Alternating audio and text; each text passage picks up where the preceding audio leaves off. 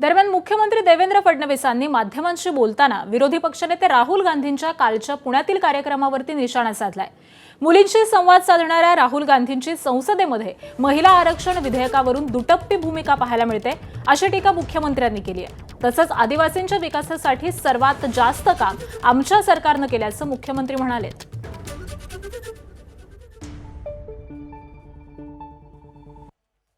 काल चित्राताईंनी जो प्रश्न विचारला त्याचं उत्तर राहुल गांधींनी दिलं पाहिजे।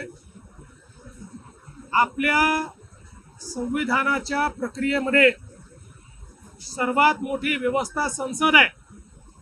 त्या संसदेमध्ये 33% महिला खासदार पोचल्या पाहिजे, हा प्रयत्न मोदीजी करतायत आणि त्याला राहुल गांधी विरोध करतायत।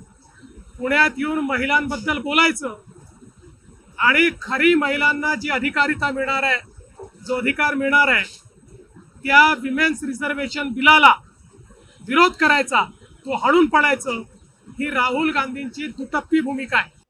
काँग्रेस हा दिशाहीन पक्ष आहे आणि अलीकडच्या काळामध्ये त्या पक्षामध्ये भोलघेवडे लोक, बोलघेवड्यांचा पक्ष तो झालेला आहे। बोल बच्चन रोज करायचे आणि टीव्हीच्या माध्यमातून रेलेव्हंट राहायचं, एवढंच काम त्यांचं आहे। जमिनीशी टच संपलेला आहे, केवळ स्टेटमेंट देणं एवढ्यापुरता हा पक्ष मर्यादित आहे। मला असं वाटतं आदिवासी विद्यार्थ्यांकरता जेवढे निर्णय या महाराष्ट्रात झाले इतर कुठेही झाले नाहीत।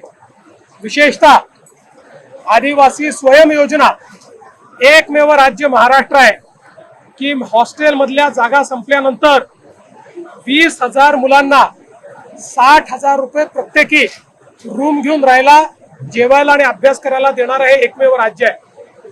त्यामुळे मला असं वाटतं, आणि खरं म्हणजे मी विद्यार्थीच असतात, पण आपण आलेले जे विद्यार्थी नेते होते, बोलणाऱ्या सगळे मी म्हणत नाही, पण काही विद्यार्थी नेते होते, यांचं बॅकग्राऊंड जर तपासलं तर ते कुठल्या पक्षाचं काम करतात हे आपल्या लक्षात।